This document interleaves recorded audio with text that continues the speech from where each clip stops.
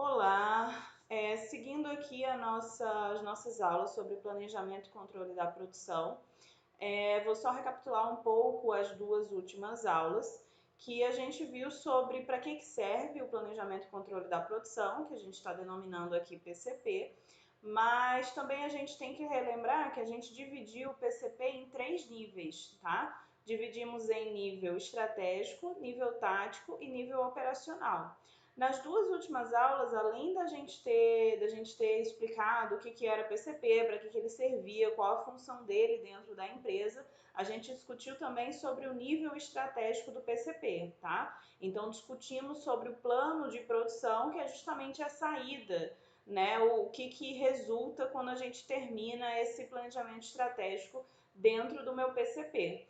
E aí então discutimos sobre missão e visão corporativa, estratégia competitiva, discutimos sobre os objetivos de desempenho da empresa, o que ela vai priorizar, para daí então ela decidindo, ó, a gente vai priorizar esse objetivo de desempenho, custo, qualidade ou flexibilidade ou algum outro, e aí ela decidindo isso, a gente parte agora para o nosso nível tático, tá? Então saímos do nível estratégico, que a gente estava discutindo toda a missão, visão da empresa, etc. E agora a gente vai partir para o nível tático. Nesse nível tático do PCP, o que a gente tem é justamente o planejamento mestre da produção.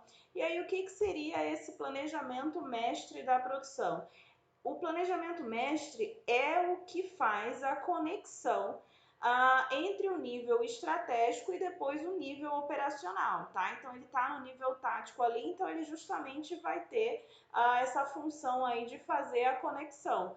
Como que a estratégia da empresa, que ela está dividindo, que ela está fazendo ali a visão de longo prazo dela, onde ela quer chegar, quais são os objetivos de desempenho que ela quer atingir, sabendo disso, essa situação e o dia a dia da empresa, o operacional da empresa, como que vai funcionar isso na prática, essa ligação quem vai fazer é justamente o nosso planejamento mestre da produção, que é o que a gente vai ver hoje, tá? E aí, a gente tem aqui nesse slide os horizontes de planejamento. Então, eu tenho prazo de longo, médio e curto prazo, tá? Inclusive, esse slide está na aula anterior. E ali a gente tem as atividades. Então, a atividade de longo prazo, o plano agregado ou plano de produção, que a gente estava chamando também, que é justamente nesse nível estratégico. Então, a gente tem previsão de vendas de longo prazo e a previsão da capacidade, saber se a empresa ela vai ter condições de atender, se ela tem capacidade para atender aquela demanda que a empresa está prevendo. Agora a gente vem para o médio prazo, que é o programa mestre, que estamos no nível tático da empresa. Então a gente trabalha agora com previsões de vendas de médio prazo, MP médio prazo, e os pedidos que estão em carteira. E daqui a pouco a gente vai ver isso.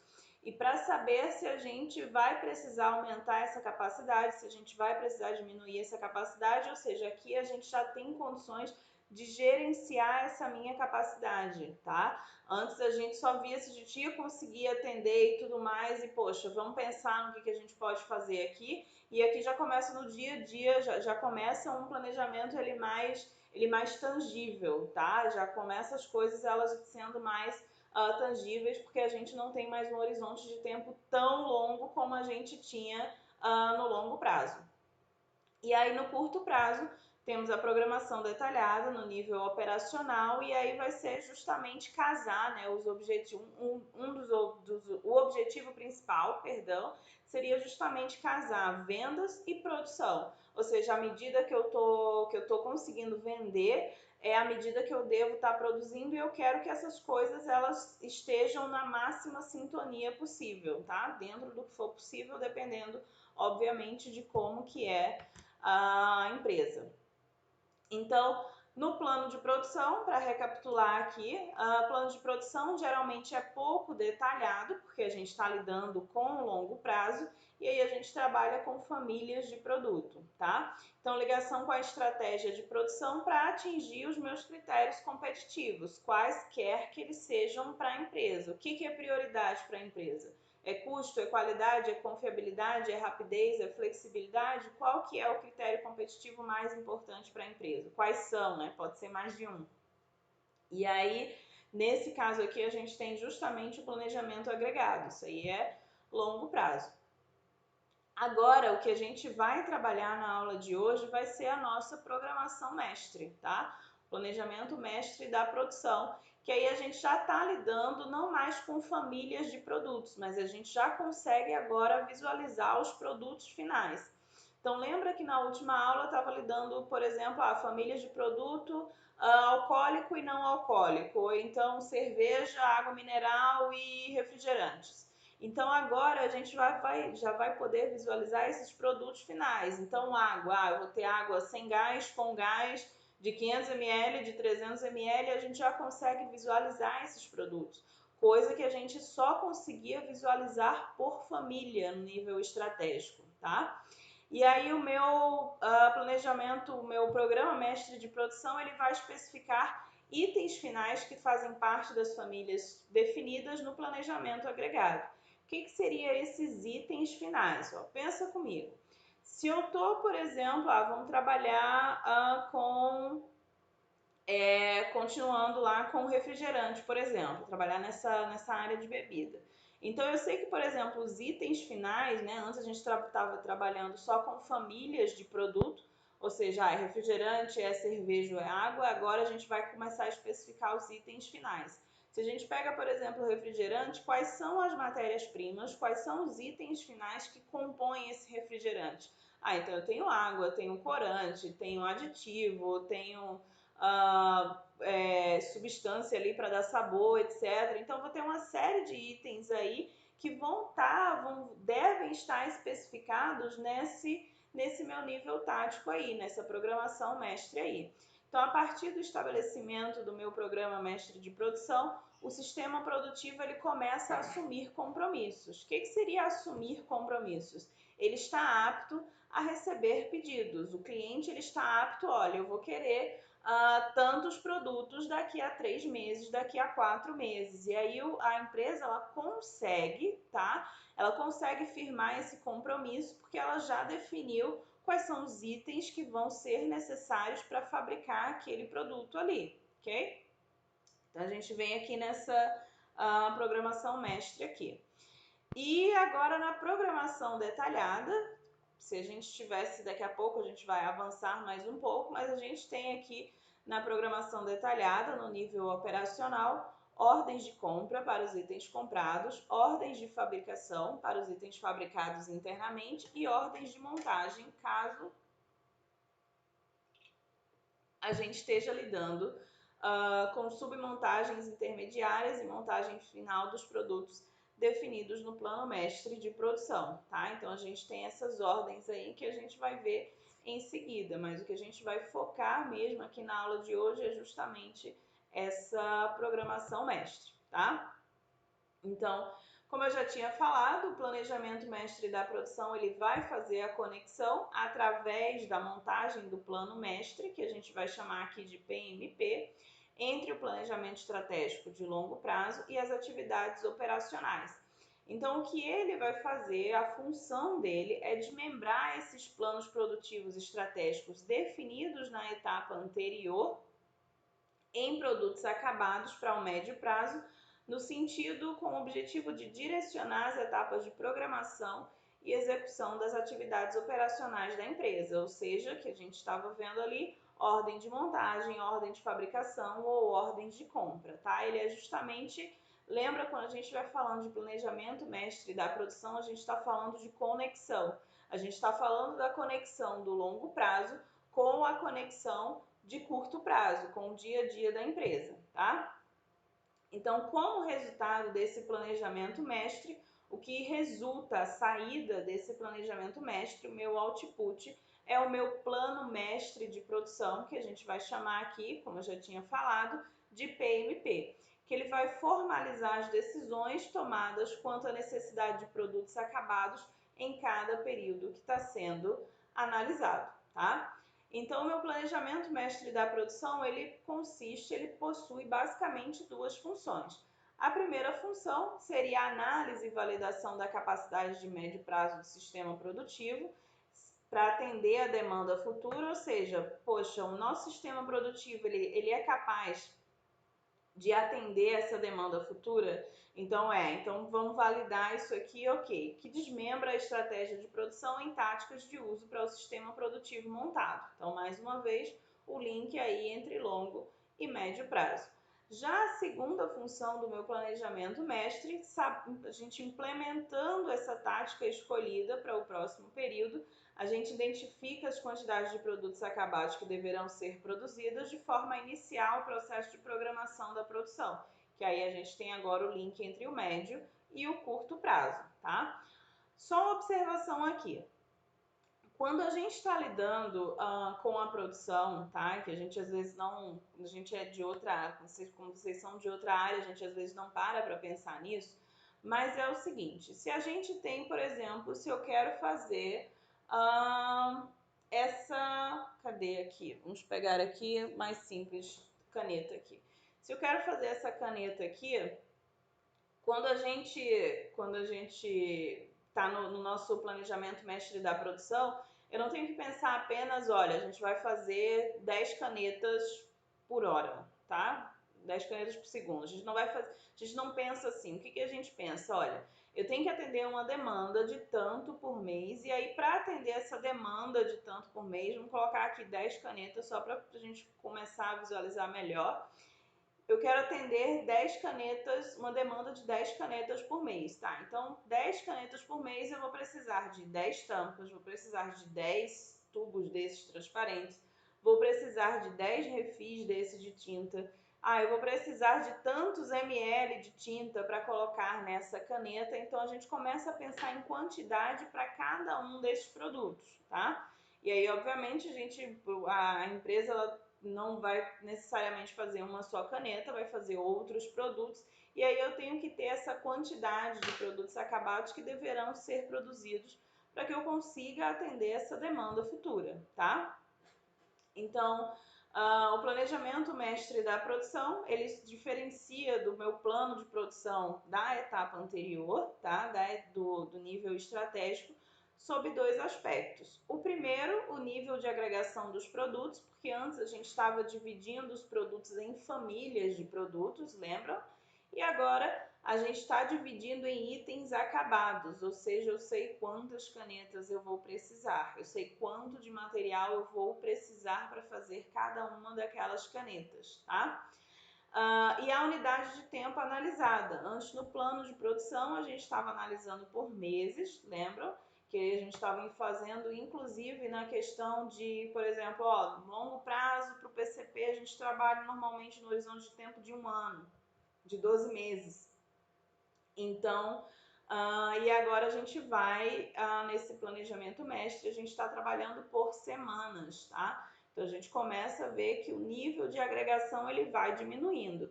Obviamente, porque a gente antes estava no nível estratégico, agora nós estamos no nível tático, e aí esse nível de agregação ele tende a diminuir à medida que eu vou diminuindo o meu horizonte de tempo, tá? Então, reuniões para definição da tática a ser empregada nas próximas semanas, elas são realizadas periodicamente.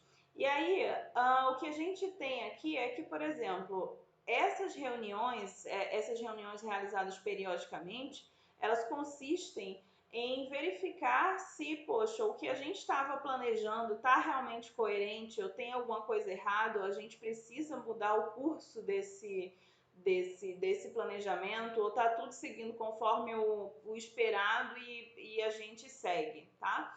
Então, ao final da elaboração, o meu plano mestre de produção representará os anseios das diversas áreas da empresa, não só quanto à programação da produção, no nível mais operacional da semana que entra, semana seguinte, como também o planejamento tático de médio prazo para as próximas semanas. Então, a gente começa a fazer um ajuste aí, tanto a gente visando um curto prazo, do tipo, semana que vem, o que vai acontecer, mas quanto também, poxa, daqui a um mês está tudo ok, a gente vai conseguir atender os clientes, os pedidos que já estão feitos, a gente vai conseguir atender essa necessidade, e aí, como é que vai ser, tá? Então, esse planejamento mestre, ele tem essa função aí de fazer essa ligação entre o meu longo prazo e o meu curto prazo, mas está sendo revisto o tempo inteiro para que eu consiga realmente dizer, não, olha, a gente está conseguindo atender a gente vai continuar fazendo isso aqui, tá? E aí a minha função do PCP, que eu quero mostrar para vocês agora, que eu quero realmente que vocês entendam isso aqui, que é a previsão de demanda e pedidos em carteira, tá? Como que acontece isso? Pensa comigo, que a gente tem aí o tempo, vamos colocar aí esse tempo que a gente está aí no meu plano mestre de produção em semanas, tá? E a gente tem a quantidade de vendas. Pensa, olha, observa aí nesse gráfico que os meus pedidos em carteira, eles estão, né, achurados assim, tá? E aí o que que acontece? Esses pedidos em carteira significam que o meu cliente, ele já sinalizou que ele quer aquilo ali, tá? Então, só para a gente colocar uma quantidade de vendas ali, só para a gente trabalhar com o número, vamos supor que o limite aqui do gráfico aqui seja 100, tá? Então, para essa semana 1 aqui, eu já tenho 100 pedidos em carteira firme. Eu já tenho 100 produtos do meu cliente dizendo assim, olha, eu sei que eu vendi 100 produtos para a semana 1. Então, eu já tenho certeza disso, tá? Então, esses são os meus pedidos em carteira. A minha previsão de demanda é que ao longo dessas semanas eu venda 100 produtos por semana. Mas o que eu tenho fixo mesmo, o que eu tenho certo, é que na semana 1 eu já sei que, olha, na primeira semana aqui a gente já vendeu, a gente já vendeu. A gente já tem pedidos em carteira, o cliente já acionou o pessoal de vendas e a gente sabe que vendeu. Na segunda semana, a gente já vendeu, já tem certo, já tem pedidos em carteira de, vamos colocar aí um número 60, 70 unidades. A gente tem aí 70 unidades vendidas, mas acredita-se, de acordo com a previsão, que na semana, quando se aproximar mais dessa semana 2, a gente vai ter clientes aí fazendo pedidos aí de mais 30. Porque a minha previsão, ela tá dando como estável aí ao longo do ano de 100 produtos por semana, tá? E assim sucessivamente. Vocês veem o quê? Que à medida que eu tenho um horizonte de tempo que está mais distante, né, a partir da semana 5, eu não tenho nenhum pedido em carteira, eu não tenho nenhum cliente que já me sinalizou, olha, na semana 5 eu quero 20 unidades desse produto, eu não tenho ainda isso na semana 5, mas eu tenho uma previsão.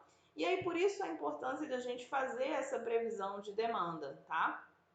E então, à medida que o horizonte de tempo ele vai se afastando, né, ele vai ficando mais longo, a gente não tem esses pedidos em carteira, mas a gente tem a previsão de demanda, e aí o meu plano mestre de produção, ele vai trabalhar em cima dessa previsão.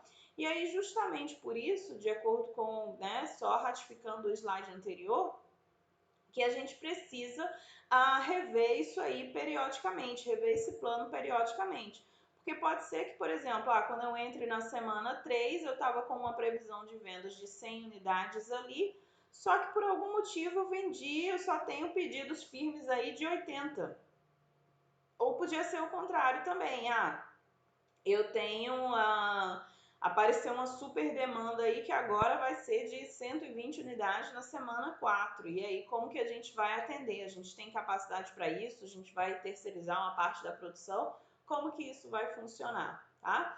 Então, no planejamento mestre da produção é tudo isso aí, de acordo com o slide que vocês estão vendo aí. E aí, no curto prazo ali, programação na produção, que tem ali na primeira, segunda semana ali, a gente tem a programação da produção, que é um nível mais operacional, que vão estar trabalhando com ordens de compra, ordens de montagem, ordens de fabricação.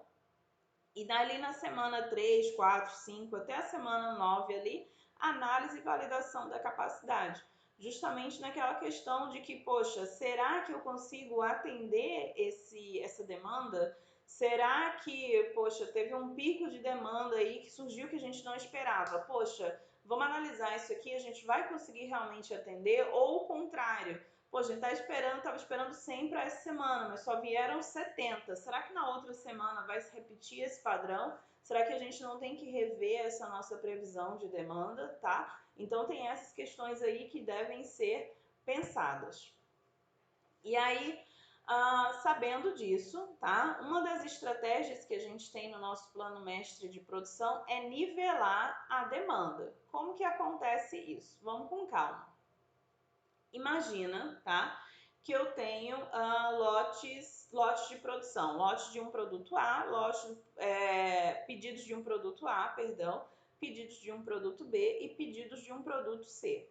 Nesse produto A eu tenho 2.000 unidades que eu tenho que fabricar, no produto B eu tenho 3.000 unidades que eu tenho que fabricar e no produto C 5.000 unidades.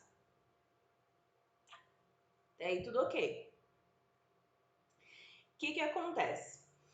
Quando eu vou planejar, tá, a minha produção, o que a gente pode fazer, tá? Não é a única estratégia, mas vou dizer aqui para explicar para vocês como que funciona essa primeira estratégia de lotes únicos e variáveis, vai ser o seguinte: olha, a gente tem 2.000 para fazer de A, 3.000 de B e 5.000 de C. Então, o que eu vou fazer? Eu vou fazer logo as 2.000 de A, vou fazer as 3.000 de B e vou fazer as 5.000 de C.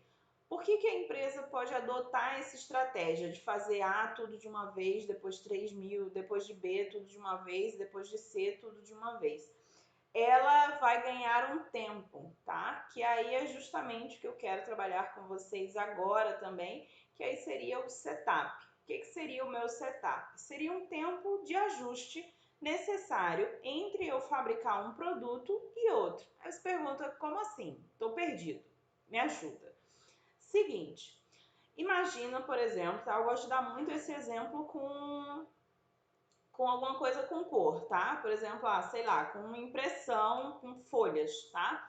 Folhas de papel. E aí a empresa ela tem que fazer folhas de papel, 2.000 folhas amarelas, 3.000 folhas brancas e 5.000 folhas coloridas. A folha toda colorida. Então pensa comigo, imagina quando essas folhas vão passar na impressora, tá? Daí passa as folhas amarelas. Então tem todo um ajuste de, poxa, colocar toda a tinta amarela ali para rodar aquele papel para ele se tornar amarelo.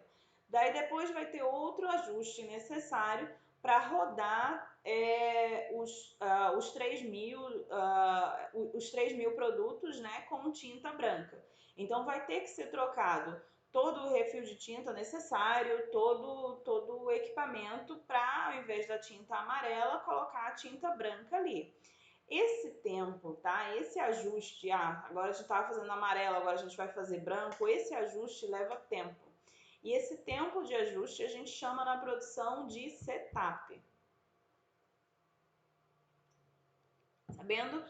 Sabendo disso, nesse primeiro caso de lotes únicos, a gente tem o que? A gente vai ter um setup entre A e B e a gente vai ter outro setup entre B e C. Daí, beleza.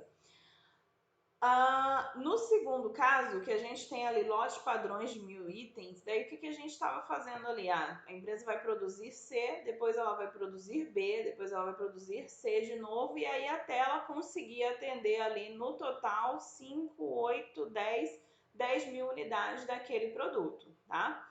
Essa segunda opção exige o quê? Exige que a empresa ela seja flexível, tá? Então ela tem um critério aí, lembra aquele objetivo de desempenho lá, o critério de desempenho?